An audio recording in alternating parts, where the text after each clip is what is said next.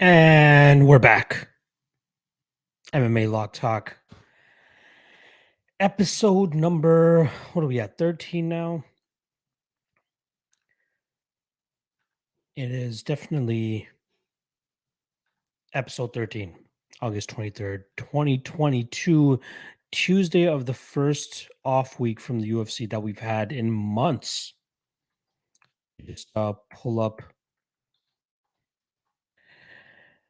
how many consecutive events we're just coming off of right now, because I felt like it was like between 8 and 10 straight events that we had over just as many weeks. So we had 1, 2, 3, 4, 5, 6, 7, 8, 9, 10, 11, 12.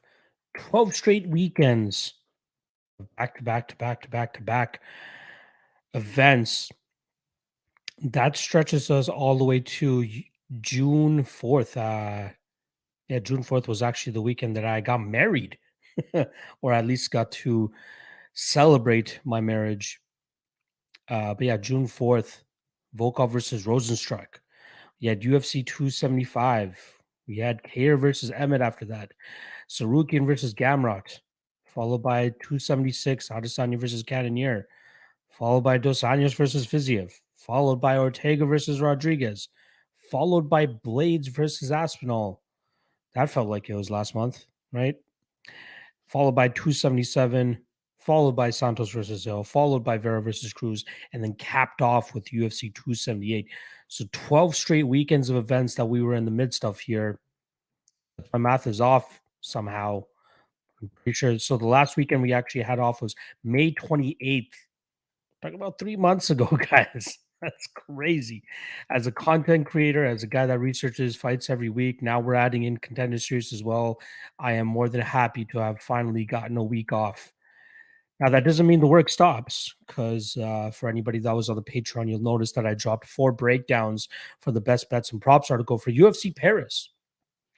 So keep your eyes peeled on that. I'll be trying to wrap that up by Thursday or Friday, but I want to sneak in the following Contender Series breakdowns as well. So that might come into play probably on Thursday or Friday. So keep your eyes peeled for that.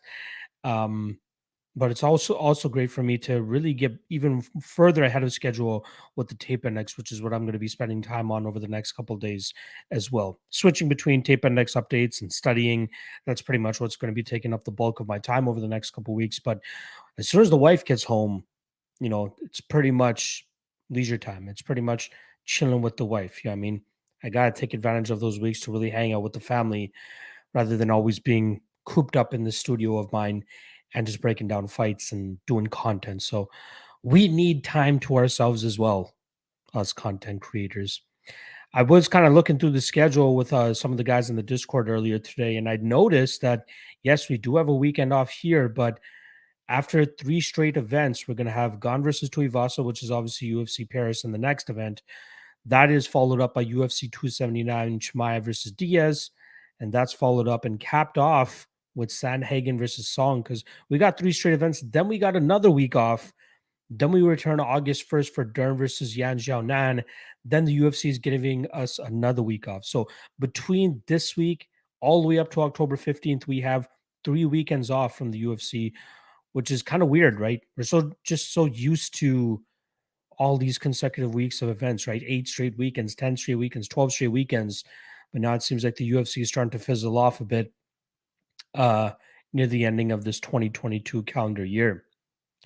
I believe they've had, what is it, 590 minus 618, or 618 minus 590.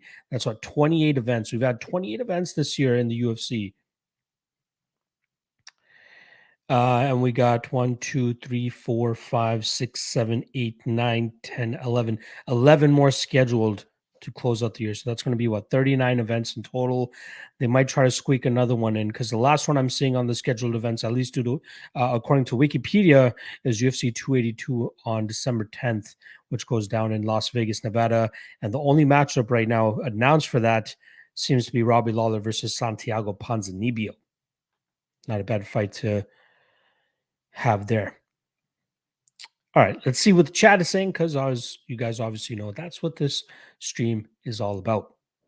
Lajon Dream already in the chat. Appreciate you stopping by, my friend. Real News MMA. Always love seeing you in the chat, my brother. Lajon Dream saying Michael Johnson fighting Mark D. Casey in December. That is correct. He's actually having that fight scheduled. My guy Newsom shared that information with me. He actually does manage, or at least helps manage, Mark D. Casey and runs a gym with him as well over there in England. But he told me about that earlier today. Fun fight. Is Mark D1 Casey going to show up again, or did you try to go out there and strike with Michael Johnson, who likely has the faster hand? So, very interested to see how that fight plans out. Not to mention, interested to see how that line starts to shake out as well. Lajon Dream saying, whatever happened to Kevin Holland fight news? He said he was going to announce at the end of last week. What I'm thinking is they were trying to, have him go up against Tony Ferguson, and he may have tried to renegotiate his contract considering that he's taken the fight on short notice and taking on a name in Tony Ferguson as well. So maybe they couldn't come to an agreement. Maybe Li Jingliang was like, hey, I'll do it for the contract that I'm on right now, and I don't care that it's short notice. Give me the fight. Maybe that's what it is. Rex Lee in the chat. Rex Lee, I got to show you this. This goddamn shirt has been sitting on my mic stand table ever since I got back from Vegas a year ago. I've seen you 3 times since then, and I've still yet to give it to you. I promise you, it's still in that wrapper, and it will stay there until I see you next time, which may be next week. I'm going to hit you up in regards to that. John in the chat, appreciate you stopping by. You're a G as well, my friend, for showing the love as you always do. Papa Chuck saying, hell yeah, episode 13. Shout out to one of my favorite Maple Leafs players of all time, Matt Sundin, number 13. Nathan Petrus saying got Vittoria plus 200. What do you think? Value spot right there?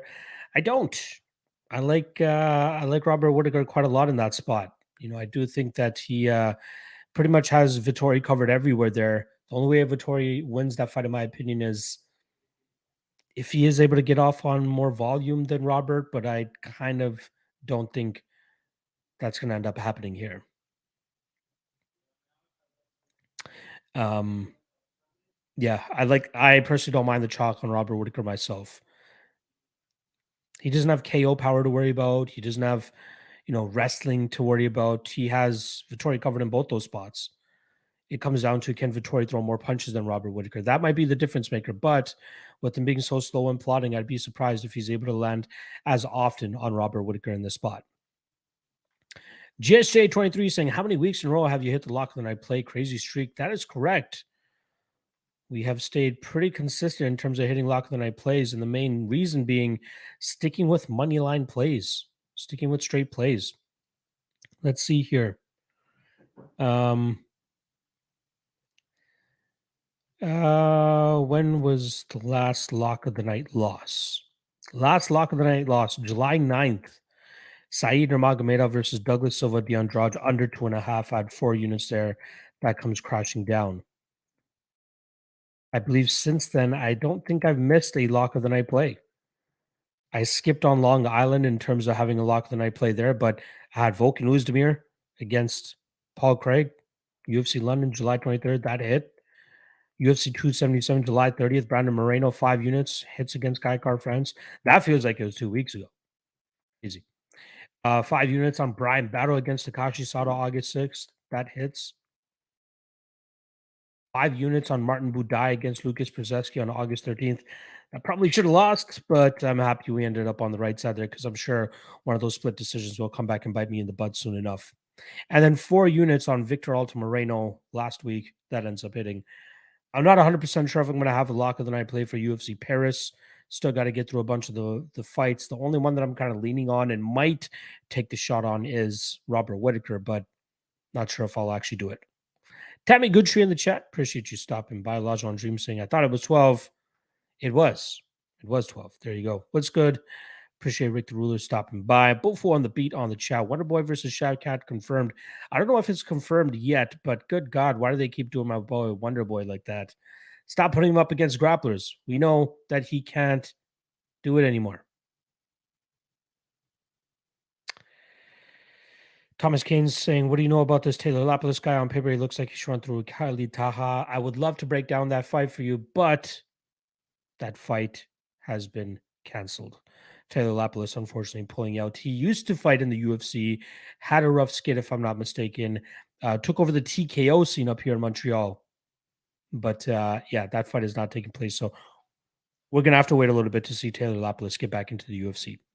Lajuan Dream saying 7 years ago today, Max Holloway and Charles Oliveira fought in Saskatoon, and it was on a Sunday. How often does that happen? Imagine the magnitude of that fight today, right? That was a weird fight as well, where Charles like had like a neck spasm or some shit, and that fight ended up, not going too long. And yeah, it was weird that it was on a Sunday as well. Shakara in the chat saying, "Rampy, so happy to finally catch you live. Appreciate you stopping by, my friend." Elijah on Dream saying, "And no way in hell would."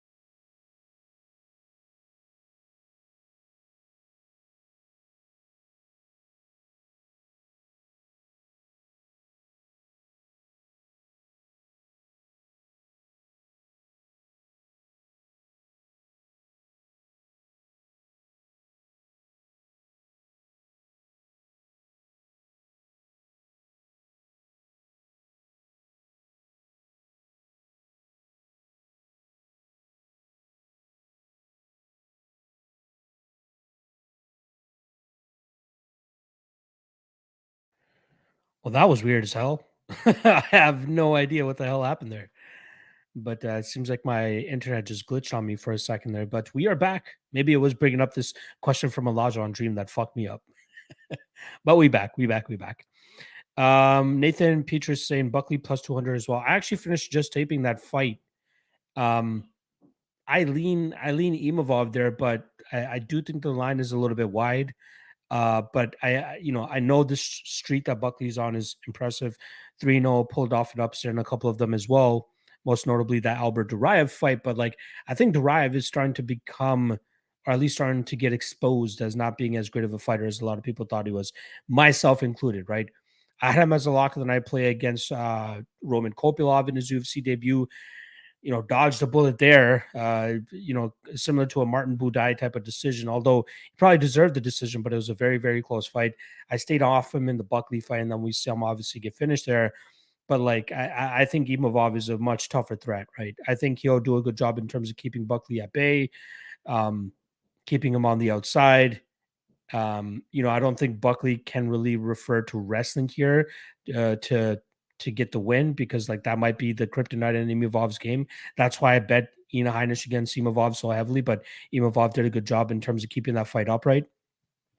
Buckley did land 5 takedowns against Al Hassan, but let's look at the quality of those takedowns, right? He's shooting when Al Hassan is overextending on his big punches. He's shooting when Al Hassan is dead tired and getting those takedowns. Not to mention, Al Hassan had a big third round of his own, getting takedowns and controlling Buckley in his own right. So I like Imavov, but I won't be paying that chalk on him. I don't think so. And I'll say this: I'm going to be very careful in terms of where I be, parlaying stuff now, because Kamaru Usman, I never thought I'd lose a parlay due to Kamaru Usman. Yeah, here we are after losing a parlay on Kamaru Usman. So I'll likely, in terms of official bets, I'll likely be staying off parlays as much as I can. Even this next weekend, right? Cyril Gahn seems to be a lock of the year, but it's going to be tough to play him at minus 600 or even parlay him in that spot. So rather than taking super chalk and parlaying these guys, I'll look to potentially see if there's a prop that I could take advantage of. But even then, like, I just want to stick to my bread and butter, and that is clearly straight picks and straight bets. GSJ23 saying if you had to generate the most possible pay-per-view guys with the fighters on the current roster, what main and co-main event would you book? I think without a doubt, you got to do like given where everything is at right now. Um, Main event: Conor McGregor versus Jorge Masvidal. Co-main event: John Jones versus Stipe. Done. Or John Jones versus Francis Ngannou. But like, given where we're at with everything right now, right? It's tough to sell us on John Jones getting an immediate title shot because he's been out of the cage for so long, and we really got to see what he looks like at heavyweight. And not to mention, Francis Ngannou was probably out of the game for a little bit because of his knee injury. So, Stipe versus Jones seems to be the way to go. Nathan saying Buckley looks strong, throwing bombs, looking sharp lately. We'll see. Gonna go back, watch some more of his fights. Again, I think it's you got to be careful, right? Don't get caught into the recency bias of it. Get caught like look at the Antonio Hoyo fight, right? I believe that was the first fight that started this winning streak of his, but he lost that first round just fighting at range and not being able to close that distance, and then eventually was able to close that distance in the third round and get him out of there. But that was also due to a Hoyo slowing down. Imavov seems to have a solid gas tank. Imavov seems to be the better striker than Ahoyo, and he should be able to keep this fight at range and continue to do with what Ahoyo was able to do as well. Again, I don't want to talk anybody off of taking a plus 200 shot, but still. Last one, Dream saying there's been line movement on Charles Islam already. Wonder if Charles will end up as the favorite come fight time. A lot of hype on him, but deservedly so. I don't know if this is the guy that you guys. I don't know. I personally will be looking to take violence in that fight. I don't really have too much else that I want to take a shot on there. Expedia family said, don't forget the September 3rd card. Yes, sir. Sansons Boulevard, appreciate you stopping by as always. Another regular in the chat. True Shot, another one as well, saying Marquez versus Duran win on December 17th. Is that December 17th? Because then that means that December 10th is no longer the last fight of the year.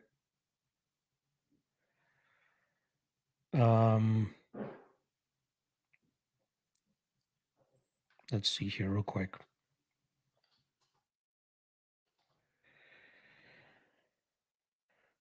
Yeah, December 17th. Not bad. Sanson saying, any thoughts on Rise versus DJ this Friday? Not really. You know, I just haven't paid enough attention to truly give you guys something proper.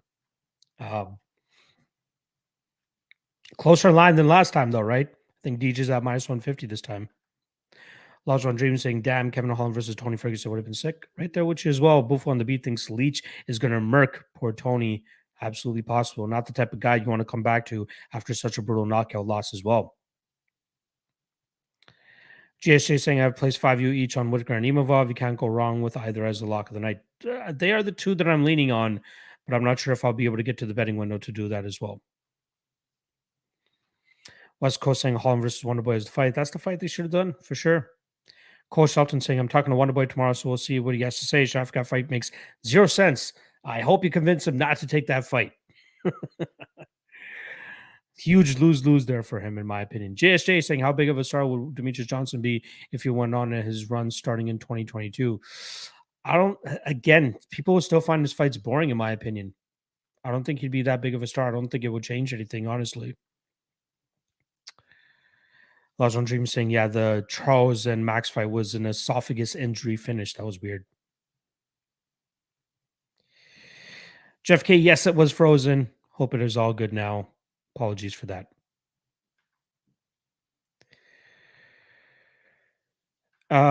Federico Perillo saying, any long shot props for Dana White Contender Series tonight? Just as a reminder, the bets that I'm actually making, like official bets that I make for this are, I got 1 unit on Michael Parkin at plus 215. He's down to about plus 160 now, so some solid CLV there. I do also have 1 unit on Cameron Simon, got him at plus 200. He's trending around plus 175 now. And then I have the under 2.5 in the Gomez and Amanda fight. That's up to about minus 140. I got minus 120 on that. In terms of a favorite prop, you know, I don't think you can go wrong with, well, you can kind of go wrong with it. Obviously, I think she ends up losing, but Amanda by submission around plus 400, not bad. I think that's an absolutely possible win condition for her here. Um, Simon by decision at plus 500. I don't see, that being too off either. I do think he wins by decision, but that could absolutely be a firefight as well. Fajeda by KO, but that's only a plus 130. Darius Flowers is absolutely live to get a finish of his own here.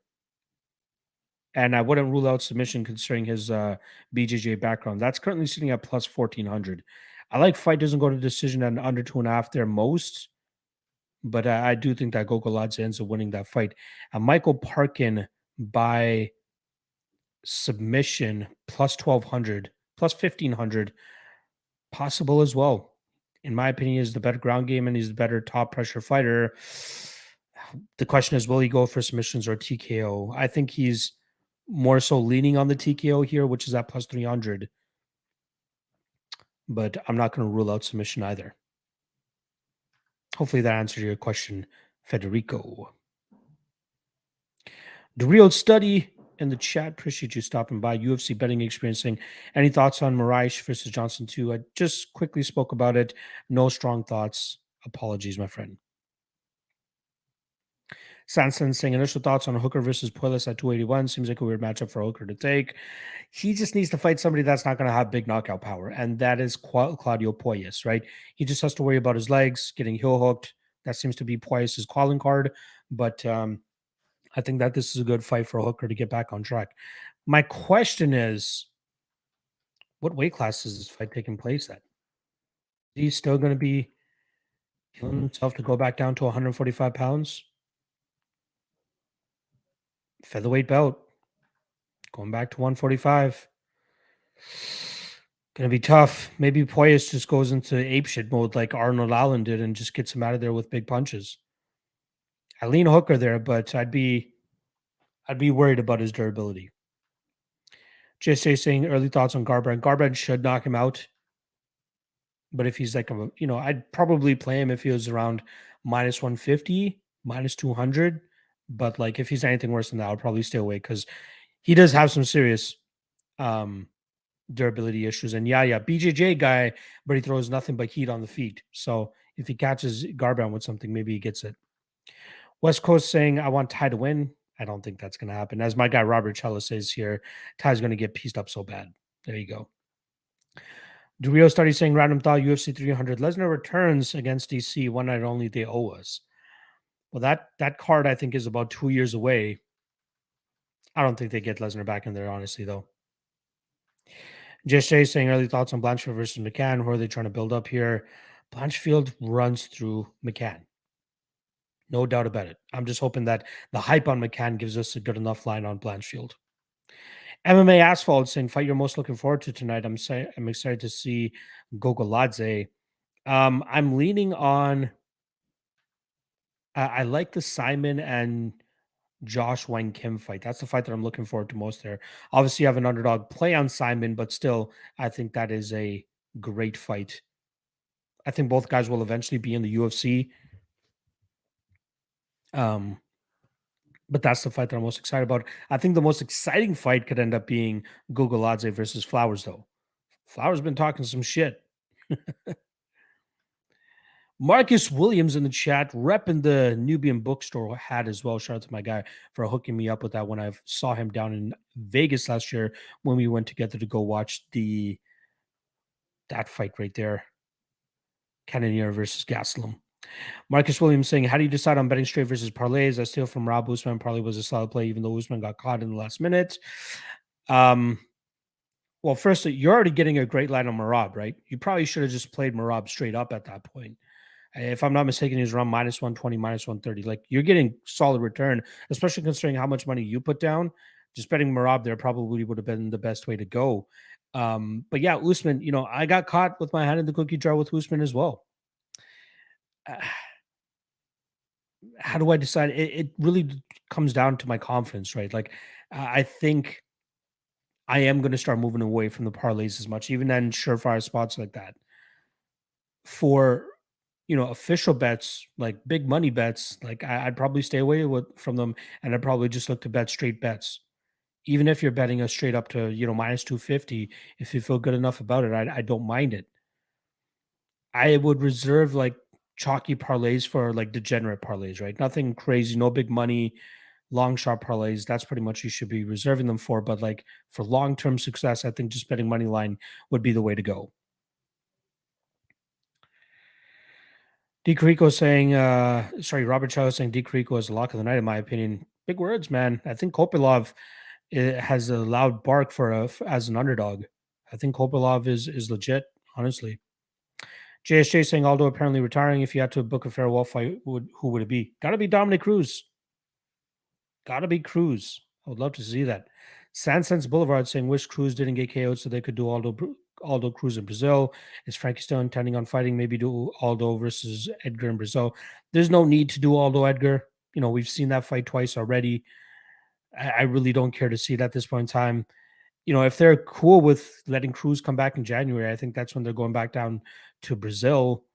Do Aldo Cruz in Brazil. I think both guys will be down for it. Federico Perillo saying, thanks, man. Good luck tonight. Enjoy the fights if you're tuning in.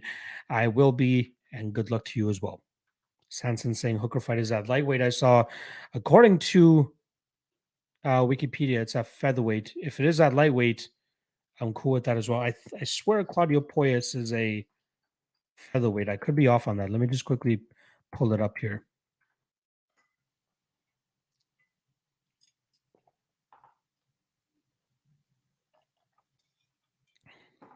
Yeah, Poyas' last fight was at 155. So this fight is at 55 after all.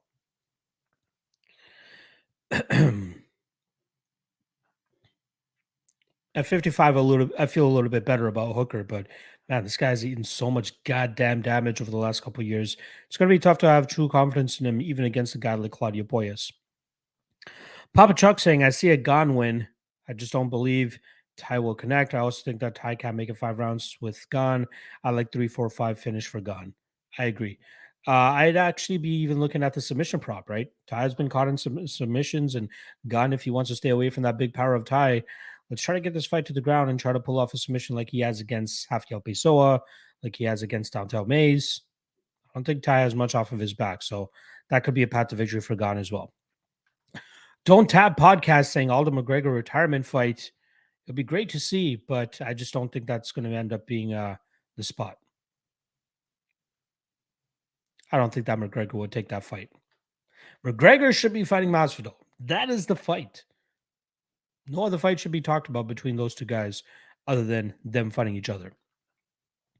JSJ saying biggest holy shit UFC moment in your personal experience. Gotta be the Usman Edwards one, right? That's the one that comes to mind for sure. Other big holy shit moments. Man, there's not a lot that really fuck in terms of fights that I was live for. Gotta be Aldo McGregor one. Now that we're talking about Aldo McGregor, right? I really think that was 13 seconds. Like it's one thing that McGregor won, but the fact that he won in 13 seconds had me speechless. Like I remember being in the crowd that night and just taking in the atmosphere, but like literally had no words as McGregor chinned him that night. Crazy night. Lajon Dream saying no UFC this weekend, so use my $5 free bet on a super DJ parlay for tonight. Hopefully it cashes. Who do you have on it? I'll let you know how I feel. MMA Asphalt saying Kiriko is coming off getting knocked out by the first shot in his last fight. No way is he a lock. Good chance with Roman Komolov back against the wall and an opponent willing to bang. I think that Kopilov is the better striker as well. So, yeah, I'll likely be taking an underdog shot on Kopilov here. Might have to get on it sooner because I think as people start, shifting their eyes to UFC pairs, we might get some Kopilov love. I'll look to finish up that tape later this evening just to take advantage of that. But right now he is sitting at plus 100, plus 105. So money already coming in on Kopilov. So probably after I hop off this live stream with you guys, I'm going to be looking to tape study that to just make sure I dot my I's and cross my T's and then possibly put into play on Roman Kopilov there. Don't Tab podcast is saying dreaming with Aldo McGregor retirement fight. I'd love to see it. GSJ saying Hunsucker has one fight left on his deal. Who would you give him? Man, I think they would fucking cut him if I'm not being, if I'm being honest. 205ers, low level 205ers. Who do we have sitting there? UFC light heavyweight current roster. Let's see. List of current UFC fighters. I wish it would. Oh, as of October 2020. So not great. Let's see here. Who is a low level light heavyweight that we could give to Harry Hunsucker?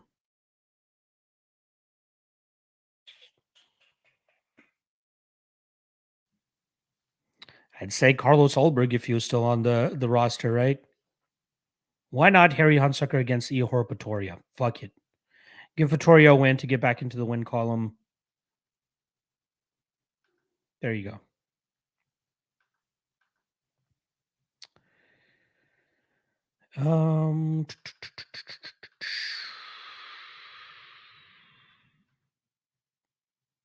Nathan saying the Yuri round 5 sub was well. That was definitely a holy shit moment. Good call. Lajon Dream saying I actually lose all your predictions at the end of the Contender Series breakdown video. It's gonna be iffy. Like I do have 2 underdog plays in that spot, and I'm hoping I go at least 1 for 2 on them so I can end up with profit there. But if you end up hitting every single spot there, good luck, my friend. You're probably getting some damn good odds on it too, considering the underdogs that I picked there. Oh, he did. Not to mention, not just pick them, but pick them by how I think they're going to win. So Gomez inside the distance, Simon by decision, Fajeda by inside the distance, Gogoladze inside the distance, and Parkin inside the distance. How much does that pay, man? $5, you're probably netting a couple $100 right there. True Shot saying I think Kopilov is just bad. Is he though? He looks solid even in that loss against Duraev. The Carl Robertson fight. I'm going to count that as an anomaly. The kid looks good. Robert Charles was saying that was as fluke as it gets. Kopilov has no power, and Alessio doesn't get knocked out often. Kopilov doesn't have power. Interesting. I think he does. Federico Perillo saying Masvidal, Askren, and Zombie and Yair are some other holy shit moments. Good calls there. Yeah, the Yair Zombie one was the craziest, right? Last second, insane. Just Jay saying, what weekly MMA podcast shows do you tune into? There isn't any. Like I'll listen to the MMA hour every now and then because I got love for my guy Ario, but I don't digest much other MMA content. One, I don't have the time for it, and two, when I do have time to not do anything MMA related, I'm just listening to a comedy podcast. Like I have YouTube Premium, so I download a bunch of the podcasts I want to listen. Like I kind of create a queue for myself, and then I just go through them. But like this is what I currently have on my downloaded, queued up list, ready to go. The Fight Companion. Again, I'm not a big Brendan Schaub fan myself, but I don't mind some of the content that he puts out when he's with other guys. I won't listen to Schaub solo, never. It usually depends on the guest that he has. Fighting the Kid, I love Callan, so I'll always listen to that. But like he did a Fight Companion with Bert Kreischer and Matt Mitrione for Bare Knuckle. I haven't listened to that yet. He did the Fight Companion with Bradley Martin, Mitrione, and Sam Tripoli for 278. Still haven't listened to that. Two Bears, One Cave. Flagrant. Bad Friends. Congratulations. Shout out to my babies. More Flagrant. Congratulations. Fighter and the Kid. This past weekend, Theo Von just had Bobby Leon, so I'm going to be listening to that. Scissor Brothers. Stevie Weeby and Jeremiah. Cats After Dark. Shout out to my guy Nick Davis, who actually bets MMA, but love me some cats. Love King in the Sting as well, or King in the Sting in the Wing now. Yeah, those are the main podcasts I listen to. All comedy stuff. Real News saying Sam Alvey one last run. There we go. Sam Alvey against Harry Hunsucker. Why the fuck not? That would be great. West Coast saying Aldo should have gotten an immediate rematch. Look at all the instant rematches today. Absolutely. It is crazy that the UFC didn't give him an immediate rematch. Absolutely crazy, but that just goes to show the power that Conor McGregor has. Lajon Dream saying Yuri round 5 sub was plus 20,000. Makes sense. Lajon Dream saying, wish I sprinkled that. How would you have known though, right? If that's the case, you might as well just fucking just sprinkle all the crazy props that people don't think that's going to happen, right? Another one that comes to mind is Jermaine Durandamy submitting Juliana Pena in round 3 of their fight. Funny enough, I think I played as a degenerate play. I played Juliana Pena by sub. And then I remember when I was making that bet, I accidentally clicked GDR by sub, but I didn't make the bet. Like before I hit accept bet, I looked at him like, oh shit, not GDR by sub. GDR by sub, come on. She's not going to sub Juliana Pena. And I wish I made that mistake now. I don't remember what the odds were, but that was hilarious. Robert Chilla is saying, plus the takedowns are always there. He got robbed against Zach Cummins, robbed against Kevin Holland brutally. I don't think the takedowns will come as easily. I think Kopylov will definitely be shoring up that part of it. Again, close fight as the odds obviously indicate, but I'm going to be taking the dog shot on Kopylov if I like what I see after running the tape later. JSJ saying Hunsucker versus Villanueva can open any pay-per-view. It'd be great if Villanueva was still in the UFC. I believe he started his BKFC career already. Lajon Dream saying waiting for Cody to drop the PRP to Taylor too. See if he can come through with that. Marcus Williams saying, holy shit, moments I saw live was Masvidal versus Askren and Derek Lewis versus Volkov. Watching on TV, Yair versus Zombie. I had 500 on Zombie. Ouch. What a rough way to lose your bet there. MMA Lock Room in the chat saying, I'm taking Wood plus 120 UFC Paris. I don't mind it. I really don't mind it. BP saying, who Derns do after she beats Yan Xiaonan? Do you agree she beats Xiaonan? She should. You know, I'm not as confident in it as I initially was. You know, I said, look what Carlos Esparza did to Yan, but look at Carlos Esparza's wrestling compared to Dern's wrestling. If Dern can get this to the ground, yes, she finishes Yan. I would rather play Dern via sub than I would Dern money line possibly. Are there even odds out for it? I feel like there are. No odds yet. I'd probably play violence in that fight, honestly. TKO, Xiaonan, or Dern sub. Lajon Dream saying that prop parlay for Contender Series tonight. $5 to win $850. Jeez Louise. Lajon Dream saying would have saved the $5 free bet for an actual UFC bet, but fuck it. We'll get another one next week for Paris anyway. There you go. GSJ saying, would you have Yanni the Greek on your show? I have in the past. That is my dude. You know, I know a lot of people like to hate on him on the Twitter timelines and all that stuff. I refrain from it. I have nothing but respect and love for the dude. The guy has his own way of capping fights, which is more statistic based and numbers based. That's his style. You know, it works a lot more for team sports than it does MMA. And that's why I think people continue to rag on him. But the guy's heart is in the right place, in my opinion. I don't mind Yanni the Greek. I really don't. And again, I had him on my show way back in the day with Nick Likas and James Krause. Big show that I had that night. But yes, I would love to have Yanni on. Lajon Dream saying that's like me with the 2K content. I haven't been watching a ton lately, just been consuming all MMA content. There you go. Nick Sisson saying if Tuivasa gets over plus 600, I think I'll be forced to put a sprinkle. And I think I like A Perez. What do you think? I haven't tape studied her yet, but I've heard a lot of good things about her. She's currently, I think she's a hefty favorite, right? Elin Perez, minus 240 favorite against Zara Farron. I'm not big on Zara Farron, so it wouldn't take a lot for me to be swayed by Elin Perez.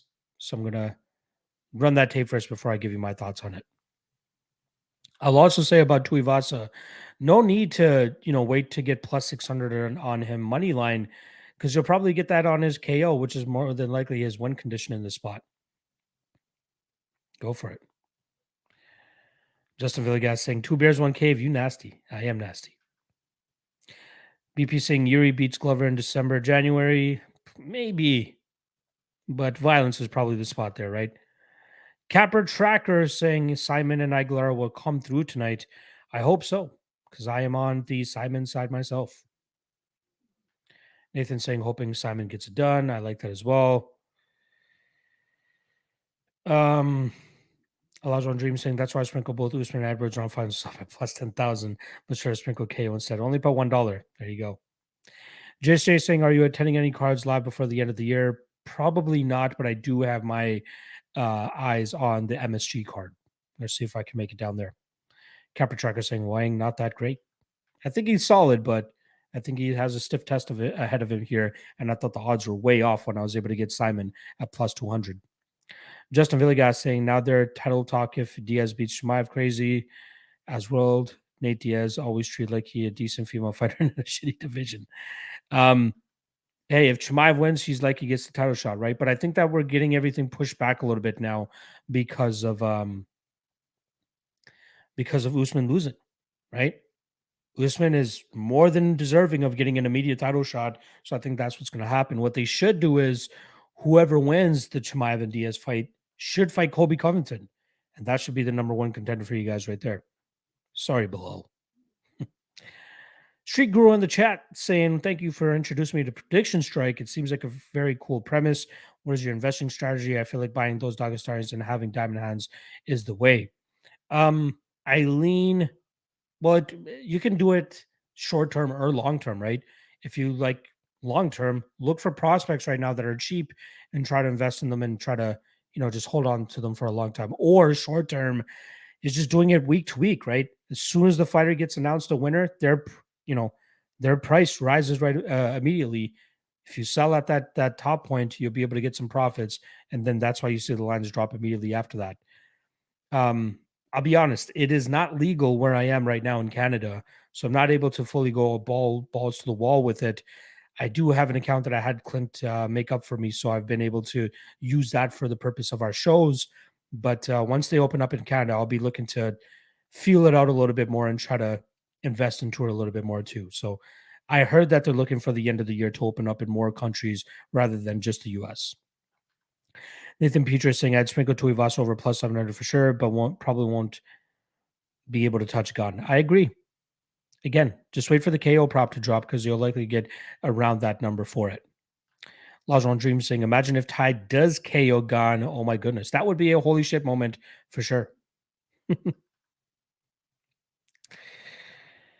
My guy, I'm in the chat.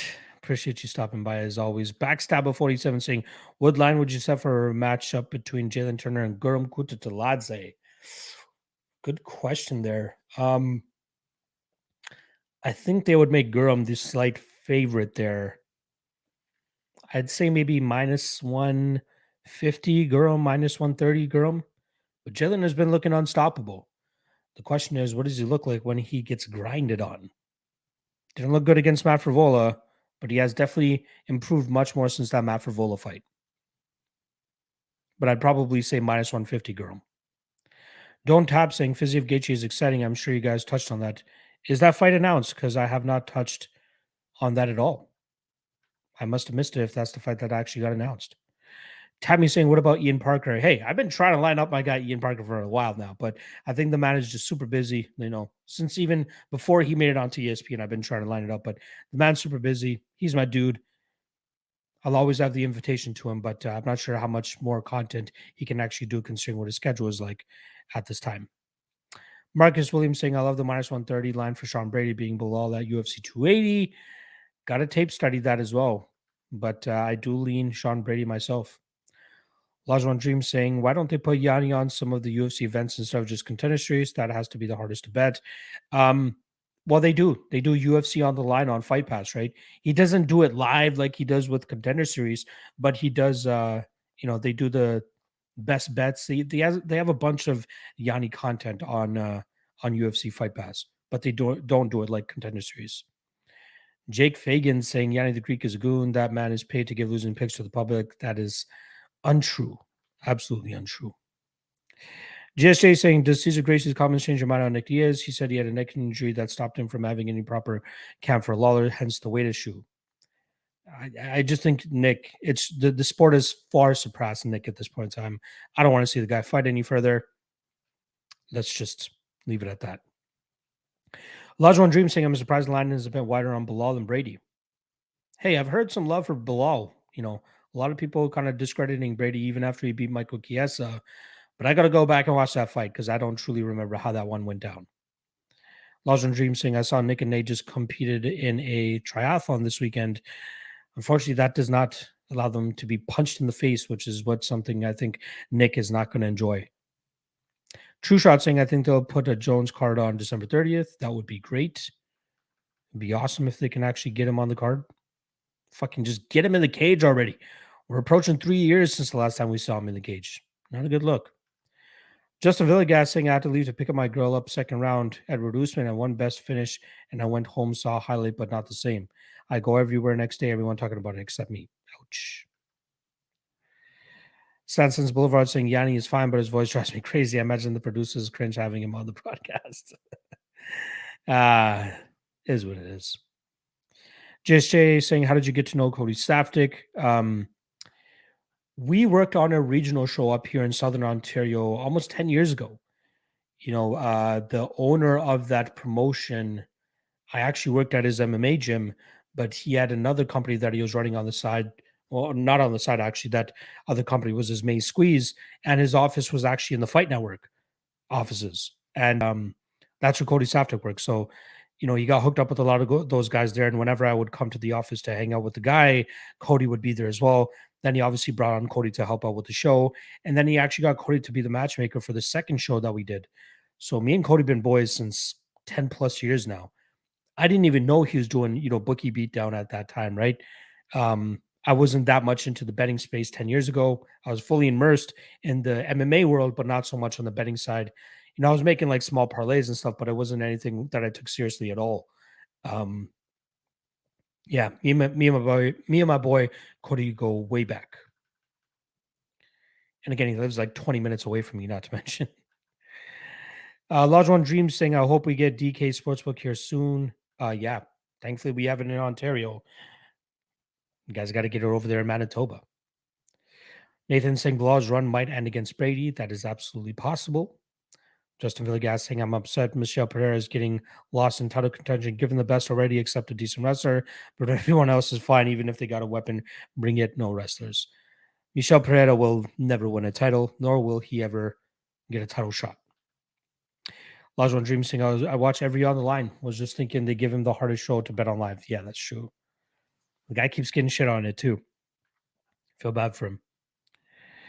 GSJ saying, excited to see Tony Ferguson at 170. I don't think that we're going to get much of a run out of him there, though. Let's be honest. Guy's 38 years old. Half a year away from being, from possibly being knocked out. Or sorry, from being 39 years old. I do think he eventually gets knocked out by Li Jingliang, though. Marcus Williams saying, who are your top two leading candidates for male fighter and female fighter of the year? Well, got to be Alexander Volkanovski now, especially with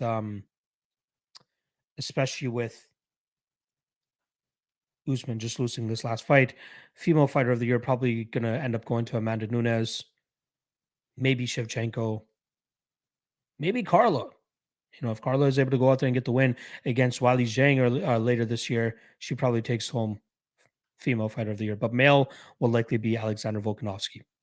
Lajon Dream saying, yeah, Nick didn't look in great shape, but maybe this will be the start of him getting back in shape. It's hard to truly say that he's going to be getting back in shape and ready to make any sort of run, considering that he's 39 years old. I think you got to let go of Nick Diaz at this point in time. Don't Top saying, in the works apparently for Fiziev and Gaethje. Fire fight if that actually gets put together. And I think Fiziev deserves it, right? Big win in his last fight against Rafael Dos Anjos. Only bigger things coming up for him. Atkins Zulhayer saying, hey, do you have any predictions for Contender Series tonight? Yes, I did do a podcast last night for it. So if you want to check that out for my full thoughts on the card, you can check that out. But in terms of just quick predictions for you, I'll let you know what that is. I'm going Parkin over Neves, Gogoladze over Flowers, Fajeda over Aguilar, Simon over Wang Kim, and Gomez over Amanda.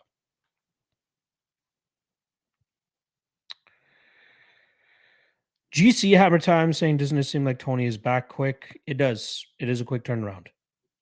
Very quick turnaround. GSJ saying, does Masvidal Ferguson interest you better than feeding him to young killers? Masvidal could probably starch him too, though. That's the unfortunate part. I want to see Masvidal versus McGregor. That's the fight that should happen at 170 pounds. Ferguson, Do Ferguson, Nate Diaz. That would have been a great fight. Ferguson versus who else is wild at that weight class? Michel Pereira, fuck it. I don't know. I'm just not so enthused having Ferguson come back so quickly after getting starched the way that he did. Lazo and Dream saying some comments don't show up for me in the chat. Weird. Very weird. Jackson Mizzo saying probably too quick for Tony. I would have liked to see him take another 4 to 6 months off. I agree with you there as well. David Nero saying, how do you see Carla doing against Wiley? As Carla's very low output and Wiley throws a ton of punches. Comes down to the takedowns, right? Really comes down to the wrestling game. And I'd be interested to see if Wiley Zhang is going to be looking to go back to fight ready for this camp. Work on that wrestling because she's definitely going to get wrestled here. Not to mention, she did get taken down quite a lot against Rose Namajunas. Just pull off the UFC stats there again. But Rose landed 2 takedowns. She went 2 of 2 on takedowns and got 7 minutes of control time. Carla could absolutely do that. So, the lean is Wiley Zhang there, but Esparza is definitely live. If the line is too far out of whack, I might have to take a small poke on Carla Esparza. Oh, they already have lines released. Minus 345 for Zhang, plus 265 for Carla Esparza. Carla, honestly, Carla probably gets torched on the feet, but the way I'd be looking to attack that is Zhang by KO. Give me Zhang by KO rather than that heavy chalk. And then Carla possibly by decision.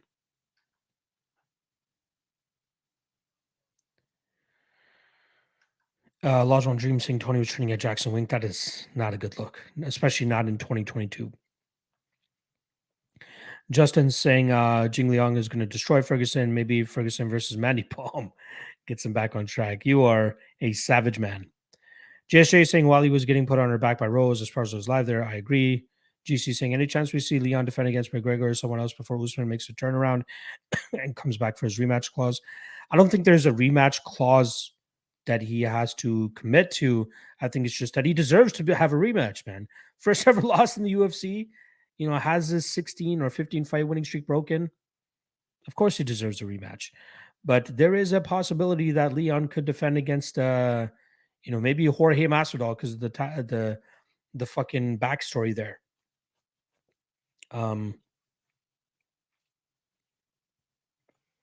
I'd be surprised if it's McGregor. I'd be super surprised if it's McGregor. Nick Sisson saying, I love Tony, but he does not need to be fighting anybody. He's too tough and too dumb for his own safety. Couldn't have said it better myself, Nick Sisson. Papa Chuck saying, oh, there you go. I'm giving him some pointers on the live chat there. At JSJ saying on paper, is Edwards the best chance for Conor to be a 3-division champ since he beat Eddie Alvarez? It's possible. Good point. I didn't even think about it that way, but I really hope that they don't give McGregor the shot. West Coast, sorry, you guys got that. Jacksonville Zoe saying, I have a feeling that Carla title reign is going to be a short one. I do think she gets starched on the feet, but should that fight go deeper, she is definitely live. Just Jay saying, what former great gyms have a bad rep now, in your opinion? Obviously, Jackson Wink. Rufus Sport, which I don't think is even around anymore, right? I saw the Pettis brothers opened up their own gym. Gerald Mearshart, former Rufus guy down at Sanford, if I'm not mistaken, or Killcliff FC. Christian Rodriguez joined forces with Fight Ready MMA. So I heard Rufus Sport is either, completely dissipated or just has a horrible reputation right now. But yeah, those are the two that come to mind. I'm trying to think of other gyms that kind of have bad reputations now.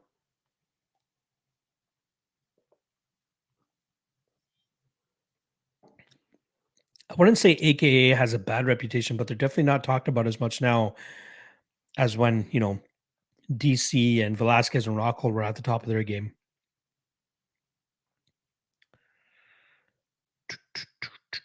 Elijah on Dream saying, what's the biggest odds of a parlay you hit? I don't recall, but I know the biggest parlay I ever hit was 500 to win 18,000, which was last year. Trying to produce that once again, but it's definitely harder than it looks. Justin Villegas saying, like PFL, old Bellator, let's add some good lightweight and welterweight fighters for a UFC tournament. Winner fights Connor, and obviously we'll get paid for that as well. I wouldn't mind a tournament format, but I don't know if that's the prize that everybody would want. Lajon Dream saying Trevor Whitman having a rough year after an amazing 2021. That is true, right? Usman loses, Gaethje loses, Rose loses. Not a good look.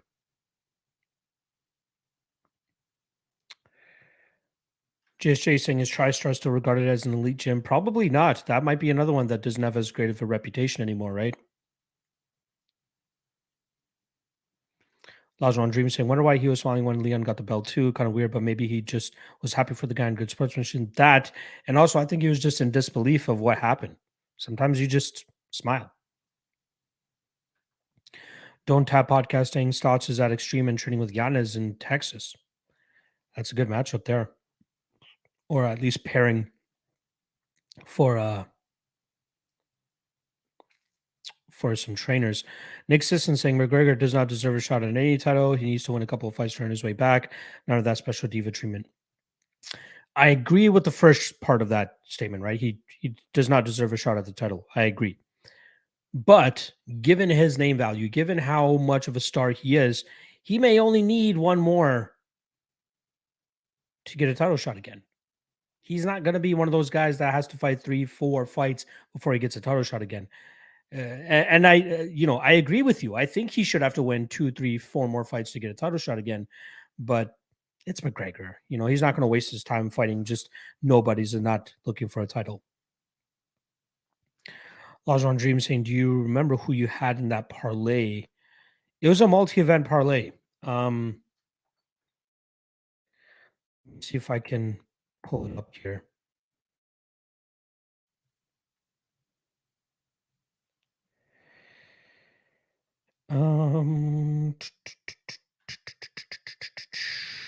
Here it is.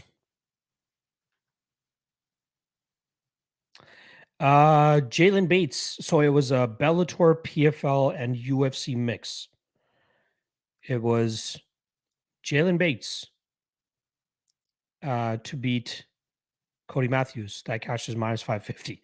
Soren Bach to beat Bobby Lee. That cashes at minus 310. Liz Carmouche to beat Kana Watanabe. That cashes at minus 250. Valentin Moldavsky to beat Timothy Johnson, minus 280. That cashes. Henan Ferreira, minus 600 to beat Carl Sumentalfa. Cashes. Anti Delia, minus 450 against Chandler Cole. Easy win. Larissa Pacheco, minus 800 against Elena Kolesnik. Easy win. Bruno Capoloza, minus 280 against Mohamed Daris. Easy win. Dennis Goldsov, minus 340 against Brandon Sales. Easy win. Kayla Harrison, minus 3,000 against Cindy Dandwa. Cyril Gahn, minus 160 against Alexander Volkov. Charles Rosa, minus 175 against Justin James. And then Jai Herbert and Hanato Moicano under 2.5, minus 150. I think that was all of it. 1, 2, 3, 4, 5, 6, 7, 8, 9, 10, 11, 12, 13. 13 fight parlay. There you guys go. Got to recreate one of those, but thanks to PFL, I was able to hit that. A lot of chalk. GSJ saying, who are we booking Shogun? Who up against? I want to just bring up my guy, Jacksonville Zoe here. Please, no more Shogun fights. Please retire. That's exactly what I would say as well. Lajon Dream saying, apparently Tyson Pedro wants the Shogun rematch. Just leave him alone. Leave him alone. Wakis in the chat saying, greetings from Dominican Republic by G. Give me your confident 2-3 pick parlay for next fight night, bro. I still haven't finished taping it as of yet, but like just pre-tape, I would say, I'm assuming you're talking about the UFC Paris card. Gane, Whitaker, and I guess Imavov.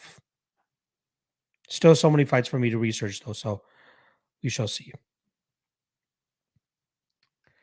Lajon Dream saying Chandler Cole was in PFL. Damn, that dude was on tough this season and hit a nasty spinning kick. Yeah, he was. It looked very bad. JSJ saying, how many pay-per-view buys do you think Jones versus Stipe does? That should hit 1 million. Should hit 1 million. All right, we pretty much hit an hour here. Let me just take these last couple questions, then I'm going to get out of here as well. Again, Contender Streets at 8 o'clock tonight. If you haven't seen my breakdowns for it, it is posted already on my YouTube. So make sure you guys go check out that episode if you haven't already. And then I'll be back tomorrow again for another episode of the MMA Lock Talk. But let's see here. David Nardo's asking, how do you think Kayla would do in the UFC, as she seems pretty much to dominate PFL for her weight? I think she'd, get pretty high. She has a huge strength advantage over a lot of her opponents. That's kind of what's allowing her to win her fights, as well as her skill set. She has a solid skill set. So I think she'd make it pretty far. Probably gets a title shot. Legend Dreams saying Kayla's next fight is against Pacheco. Could be interesting. Pacheco on a roll, but Kayla also beat her in the last two finals. Yes. Pacheco is not going to get past Kayla. It's unfortunate. JSJ saying, is Clinton odds maker now? Would you ever do it? I would not do odds making, as I just don't have the time to do it. But I think Clint was just doing it for that one specific show that he had to deal with. Corey Epo reminding you guys, hit that like on the way out. All right. I'm gone. Sitting in this chair is really making my back hurt, honestly. So I really got to go stretch out a little bit. Going to be jumping right back into the UFC Paris breakdowns. Love you guys. Appreciate you guys. Good luck on Contender Series tonight. We can talk about it all tomorrow. Hopefully, if Cameron Simon and Michael Parkin coming through, it'll be a great night for your boy. Good luck tonight, folks, and I'll see you guys again tomorrow. Peace.